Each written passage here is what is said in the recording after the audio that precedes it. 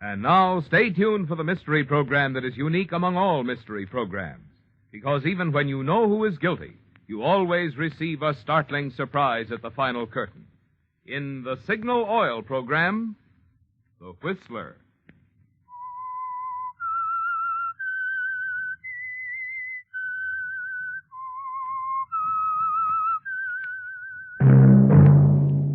Signal, the famous Go Farther gasoline, invites you to sit back and enjoy another strange story by The Whistler.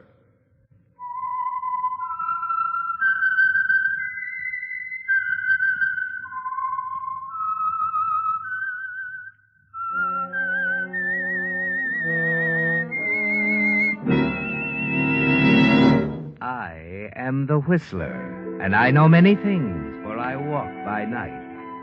I know many strange tales hidden in the hearts of men and women who have stepped into the shadows. Yes, I know the nameless terrors of which they dare not speak. And now for the Signal Oil Company, The Whistler's strange story. Autumn Song.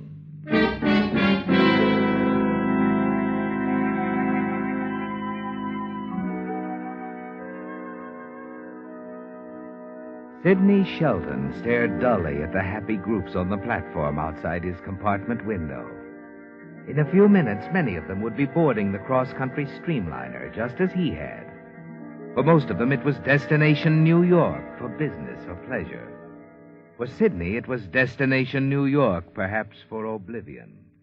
No one was there to see him off, wish him well, and tell him to hurry back to Los Angeles.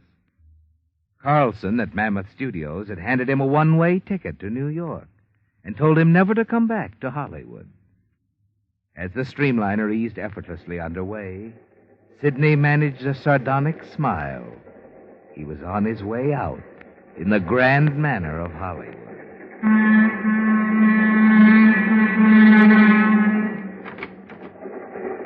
Sheila.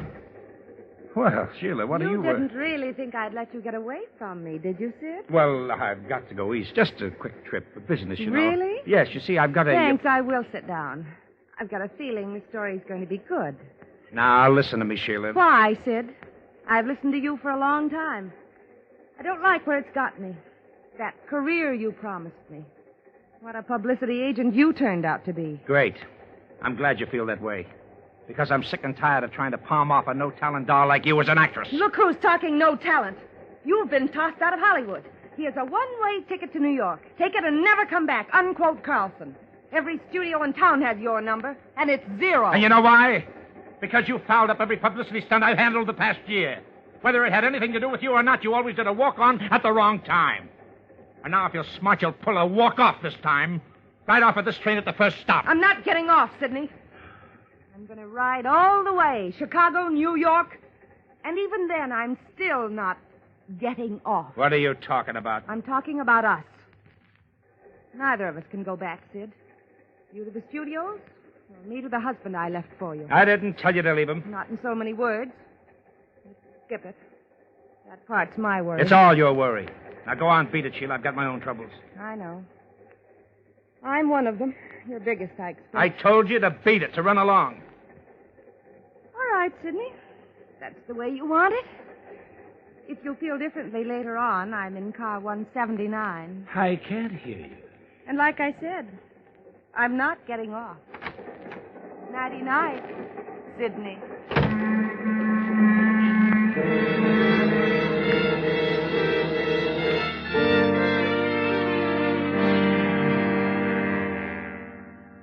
You watch her go, feel the cold rage mount within you. You try to tell yourself that Sheila's the real cause of all your troubles. But deep down, you know that's not true. Sheila's a problem, yes. You wish you'd never met her, made all those promises about her career. Now she's like a millstone around your neck. You'd like to strangle her, wouldn't you, Sidney? But after a while, you decide to try to forget about her, put her out of your mind. You go to the diner, order your dinner, and lean back slightly. React as you recognize the voice of the man sitting back to back with you. An important film executive, Sidney. E.J. Payton, imparting some very interesting information to his dinner partner. Yes, I suppose this craze for older stars started when Pinza made such a smash in South Pacific. Pinza did a lot for the so-called older star, all right. This chap Norman Hale you're going to sign in New York. I remember him. I remember I was a boy the first time I saw him. Oh, yes. The name of Norman Hale was a box office word. I'd prefer you didn't mention it around on the train. I mean that my studio is after it. Of course. Hale doesn't know it himself, but he's just right for us. This picture Autumn song that we're going to make, you see. Oh, yes.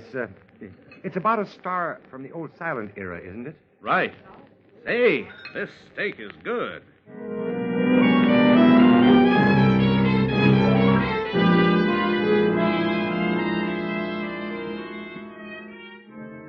You almost can't wait to finish your dinner, can you, Sidney? But you realize that you might as well. Yes, because the streamliner won't stop anywhere that'll fit your plans before Albuquerque. Meanwhile, you've other things to attend to. Porter, can you help me a moment? Yes, sir. You looking for somebody? Oh, yes, Porter. This is car 179? Yes, sir. A friend of mine, Miss Sheila Martin. Oh, Miss Martin, that's roomette B, sir. Oh, well, thank you, Porter. Well, but I think the lady is in the club car. Well, it's all right. I'll find her later. I'll go see her. No. Never mind.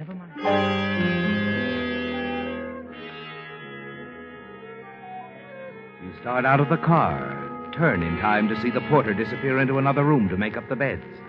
You move swiftly down the aisle to Sheila's roomette. Inside, you find what you want in a matter of seconds, in her overnight bag, wrapped in a nightgown. The roll of bills, which you were certain she wouldn't carry in her purse. You take most of the bills out, wrap the few remaining ones around a roll of cleansing tissue you find in her bag so she won't discover the loss immediately. Then you hurry back to your own car. Yes, sir? I'd like accommodations to New York. First plane out, please. I have space on Flight 23. Leaves here in 2 hours. That'll get me in New York ahead of the streamliner. Oh, yes, sir. You'll be there in 12 hours. 12 hours? Oh, good. I'll take that space. One way to New York.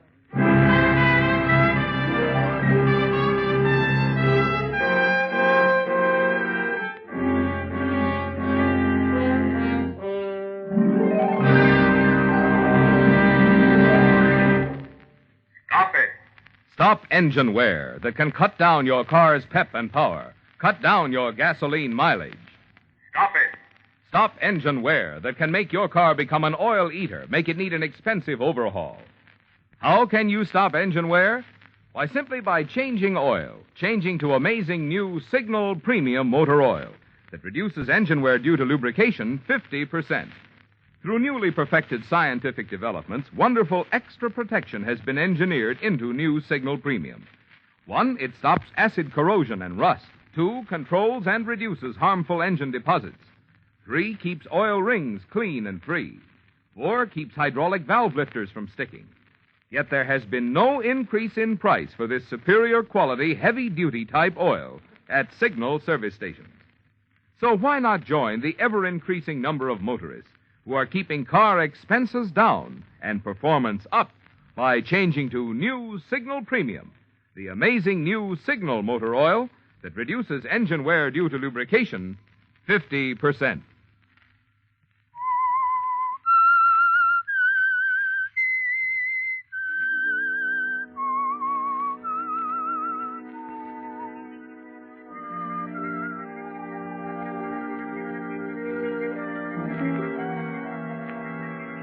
It's a windfall, isn't it, Sidney? The chance knowledge you picked up on the train. Yes, as you step from your plane in New York, you're many hours ahead of the train you left at Albuquerque, carrying E.J. Payton, the motion picture producer, who is on his way to search the city for Norman Hale, the one-time silent picture star. With luck, you can find Norman Hale first. That's why you no sooner check into a hotel than you begin the weary rounds of second-rate theatrical agencies. At one, you finally get a lead. Make your way out to an astonishingly good address. You wonder as you press the buzzer if perhaps they weren't all wrong about Norman Hale, that he might have saved some of his early fabulous earnings. As you stand there waiting, you pray that he didn't, hope that he's in a bad financial position. Yes? I'm looking for Mr. Hale. Norman Hale, the actor. Have you an appointment? Well, no. You see, The nature of your business, please. Well, frankly, I represent some motion picture interests who would like to contact Mr. Hale. Motion picture interests? My dear fellow, I don't believe Mr. Hale would be interested. You see, he wouldn't want to leave New York. The excitement, the glamour of the city, the close proximity to the theaters. Mr. Hale. What? I might have known. And posing as the butler. You were always pulling something like that. Please, Mr. Hale, may I come in? The name is Shelton. Sidney Shelton. Why, all right, Mr. Shelton. Enter. Thank you, sir. Well, this is a beautiful place you have here. Thank you. Won't you sit down? Thank you, sir. Have you a contract, Mr. Shelton? Are you actually prepared to make a business proposition? Well, no, sir, not exactly. You see, I have an idea, a possibility for both of us. Ha! Possibility. For making a picture with a has-been, an old man, a profile from the past. Exactly, sir. And if you weren't so well off here, you might consider that there are still fans everywhere who remember you and love you. Young man, I am not well off. This aristocratic establishment, it isn't even mine. How do you like that? But I don't understand. Alas, Norman Hale must now be grateful to be a caretaker of another man's house. A caretaker? You? Yes, the owner's in Europe. I'm a fortunate man. I could be huddling in a tenement somewhere. Well, you'll never have to worry about that again, Mr. Hale, if you just listen to me. I've found a great part for you. I read a book, Mr. Hale, Autumn Song. And that was a play, wasn't it? Well, that's what I meant to say, a play. I'm sorry. See, I'm excited now. Oh, Mr. Hale, you should play that part. Oh, yes. Oliver. Oliver Wentworth. Oliver Wentworth. Oh, Norman, you are Oliver Wentworth. And I can get you that part. I know it. Will you believe in me? Will you give me the chance to make you believe in yourself? You're a persuasive man, Shelton. Here, but, here, I brought a contract. I'll just sign there, Mr. Hale, making me your personal manager.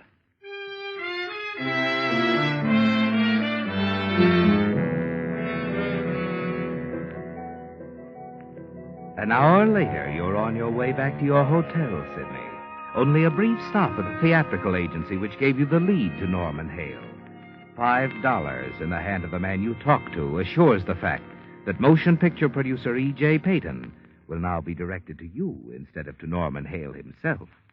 It's late afternoon of the following day, and you're sitting in your apartment when you receive a phone call.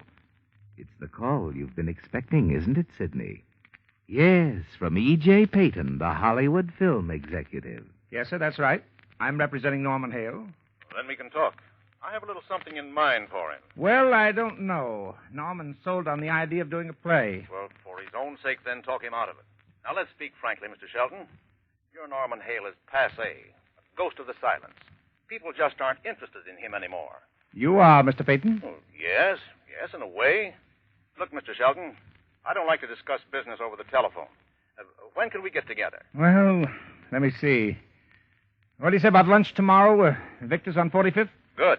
And have Norman Hale there, too. Well, I'll see if I can arrange it. I can't promise, though.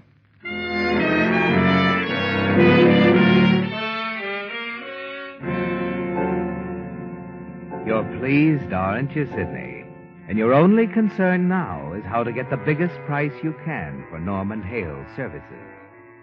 It won't be easy, will it, when you're dealing with a man like Payton? And you wish you had something more to sell than just Norman Hale himself. You decide a publicity stunt would do it, Sidney. Something big. And Payton's studio would be eager to cash in on it. You spend the rest of the day thinking about this. Finally, that evening, the answer comes to you, most unexpectedly.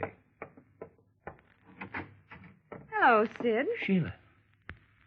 Oh, Sheila, look, I'm sorry about... The money you stole on the train? No, you're not. I knew it was you right away. But I'll get it back. And more. Of course you will, baby, of course. I was going to get in touch with you, but I've been busy all day. A new client I of know. mine. I traced you down through the theatrical agency. Oh, really? Well, Will there be anything in this new deal for little Sheila? You know there better be. Oh, naturally. Oh, I haven't forgotten you, Sheila. And it's going to be big, baby. Yes, sir, a nice big fat publicity stunt for Norman Hale. He's my new client. And I'm working out something for you, too, Sheila. Like what? An overdose of sleeping pills? Get engaged to Norman Hale? Maybe both. Wait a minute. You think that's funny? What is it this time, Sidney? Oh, baby. Oh, baby. You and Norman Hale. That's what I was afraid of. But give me the details anyway.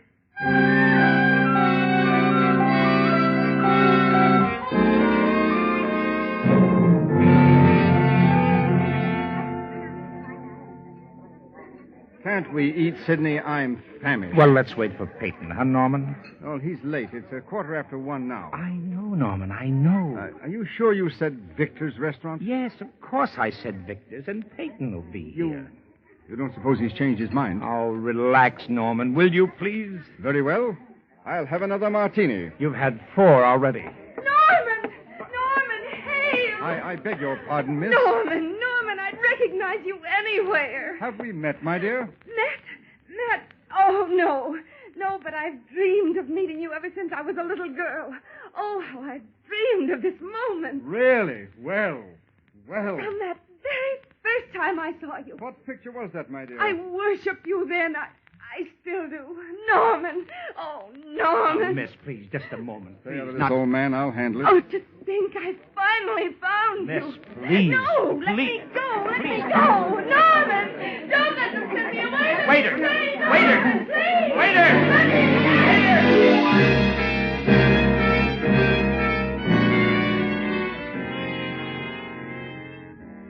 You struggle to keep a straight face, don't you, Sidney, as Sheila clings desperately to Norman, pouring out her adoration for him.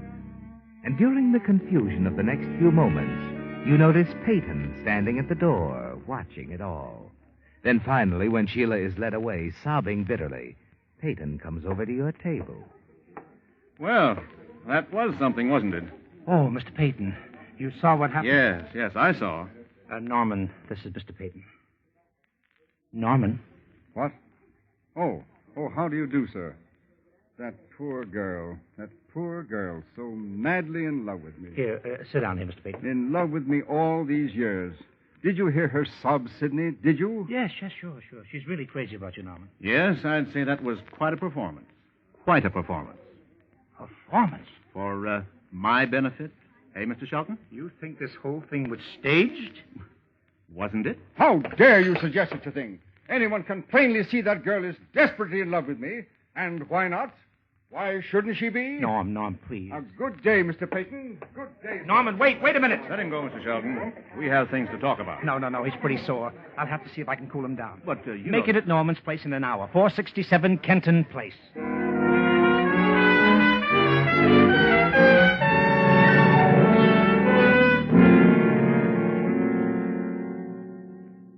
I'm sorry, Sidney. I shouldn't have lost my temper that way. Okay, let's forget it. Tell me something. That affair, it really wasn't staged, was it? Oh, Norman, of course not. Oh, I didn't think so.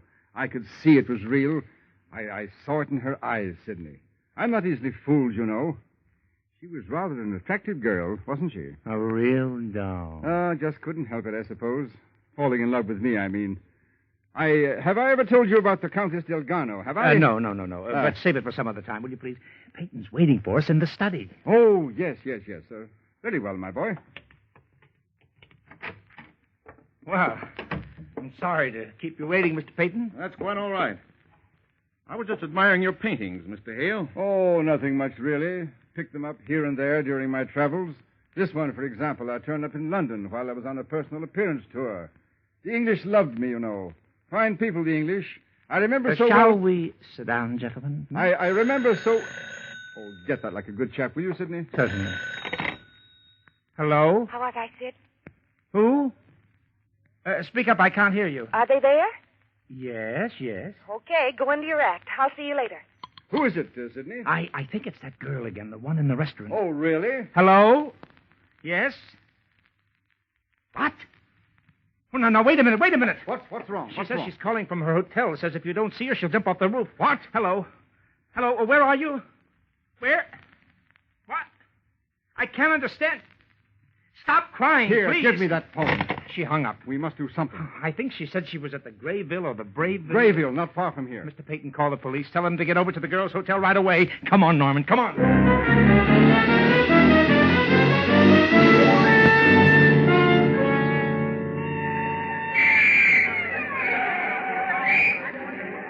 too late, Norman. There she is up there. Where? On the ledge, the fourth floor. Good Lord. What did you say her name is? Sheila. Sheila!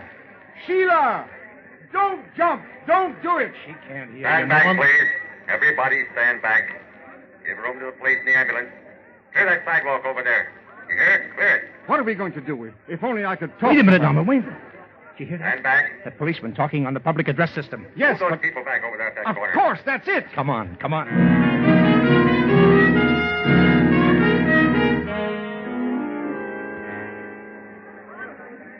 Are you ready, Norm? Ready. All right. Here's the microphone, Romeo. Now, there's your Juliet, up there on the ledge. Now, come on. Start talking and make it good. Sheila! Sheila! This is Norman. This is Norman Hale. Listen to me, darling. Listen to me, please.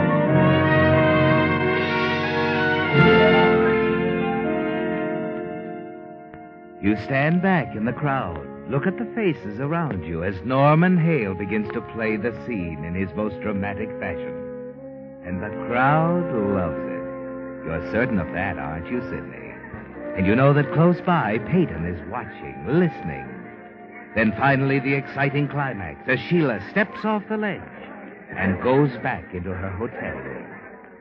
Peyton is very impressed.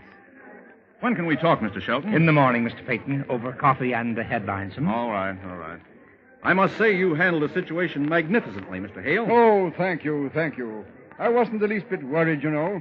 I was certain I could talk her out of her madness. Sure. You can't help it, can you, Norman? I mean, because you're so attractive to women. You're so right, old boy.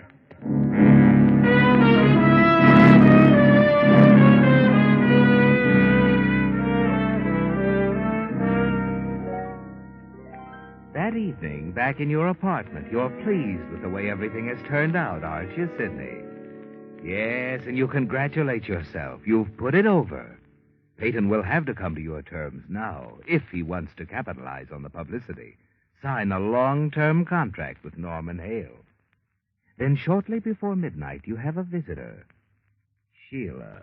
What do you mean, now what? What's the next move? That stunt this afternoon went over big for little Sheila, but we're not going to leave it at that, are we? Ah, look, sweetheart, look. You got yourself $1 million worth of publicity. I set it up for you free of charge. You take it from there. But I thought you were I'm going to be very busy from now on, baby. Norman and I will probably be leaving for the coast in a few days. Norman. Sure. The stunt was all for him, wasn't it? He was the star. I was just an extra. You didn't do badly. No, that's right. I didn't. And suddenly I've just gotten an idea how I can do better. What do you mean? You had me write a suicide note, remember? To make it all look authentic when I was going to jump from the hotel. Yeah, I remember. Well, I've still got that suicide note right here in my purse. I wonder what the reporters will do to your story when I tell them this whole thing was a fake. Now, wait a minute, Sheila. I have just enough time to catch the morning papers before they go to press. Bright idea of yours, that suicide note. Yes, wasn't it? Thanks for reminding me, baby. Let me go. Oh, sure, I'll let you go. Only when I do, it'll be out the window. Oh. Because you are going to jump, and your suicide note will prove that you jumped.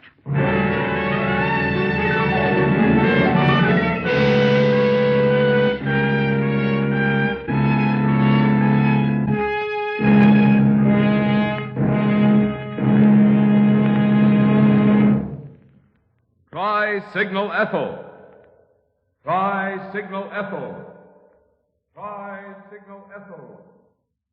Sometimes I think Tri-Signal Ethel is the most important thing I can say to you, drivers, because once you try the premium grade of Signal's famous Go Farther gasoline in your own car, I won't need to say anything else. Yes, once you see for yourself how smoothly, quietly Signal Ethel floats you over hills, steep hills, in high, I won't need to say anything more about the super power in this great super fuel. Once you see how effortlessly it makes the miles of highway flash by, I won't need to tell you anything more about Signal Ethel's obedient smoothness. And once you see how swiftly it rockets your car ahead when the traffic signal says go, you'll know why we say Signal Ethel is engineered to bring out the best in any car of any age. Yes, all of these things and many more you'll learn about driving pleasure when you drive out of a Signal station with your first tankful of Signal Ethyl. That's why I'm so eager for you to just try. Try Signal Ethyl. Try Signal Ethyl. Try Signal Ethyl.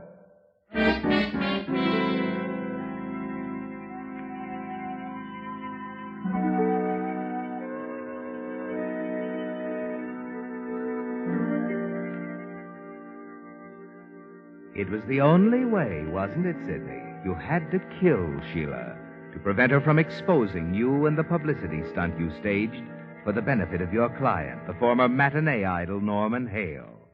And so you pushed her out the window of your apartment. And now a crowd has gathered in the streets below. And you hurry downstairs. The story you'll tell is very clear in your mind. Then, when the police arrive... You say this girl jumped from your apartment, Mr. Shelton? Yes, that's right, officer. It happened so quickly I was unable to stop her. Mm-hmm. Oh, the poor girl. She did it because of Norman Hale. You've heard of him, the actor? Yeah. Hey, wait a minute. Is this the same girl who tried to commit suicide this afternoon? Yes, that's right. She burst into my apartment about 20 minutes ago. Demanded to see Norman, and I tried to stall her, but she showed me a suicide note she'd written, and then she jammed it in her purse. Before I could stop her, she ran to the window. Oh, well, you know the rest. Mm-hmm. Wait a minute. Is this a note? Yes, it is. Well, looks like you're right, mister. Pardon me, officer. Yeah? This guy's story doesn't hold up. What? Hmm? See here, what do you mean? Well, I was standing across the street when this happened. I saw it all. This girl didn't jump. She was pushed, and this guy pushed her. That's ridiculous. Now, hold on, Mr. Shelton. I saw him do it. Yeah, who are you? I'm Jim Fergus, private investigator. And after this girl apparently tried to commit suicide this afternoon, Norman Hale was so worried about her, he hired me to keep an eye on her. Norman Hale hired you? Yeah. Mr. Hale said the girl was nuts about him, crazy in love with him.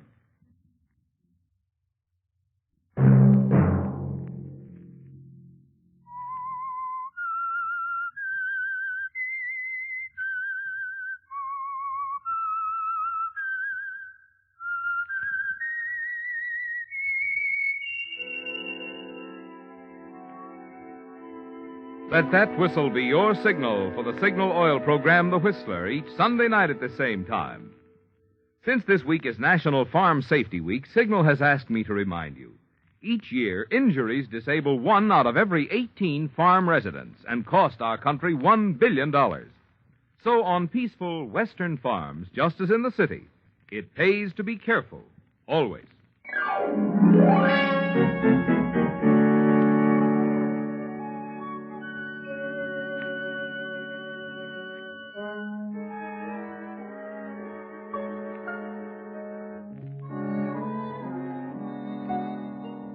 Featured in tonight's story were Wally Mayer, Virginia Gregg, Herbert Rawlinson, Jess Kirkpatrick, and Herbert Litton. The Whistler was produced and directed by George W. Allen, with story by Joel Malone, music by Wilbur Hatch, and was transmitted to our troops overseas by the Armed Forces Radio Service. The Whistler is entirely fictional, and all characters portrayed on The Whistler are also fictional. Any similarity of names or resemblance to persons living or dead is purely coincidental. Remember to tune in at the same time next Sunday when the Signal Oil Company will bring you another strange story by The Whistler, entitled Danger is a Beautiful Blonde, in which a pickup date with a beautiful girl leads a young man to an attractive mansion and a dead man. Marvin Miller speaking for the Signal Oil Company. Stay tuned now for the Horace Height Show, which follows immediately over most of these stations. This is CBS, the Columbia Broadcasting System.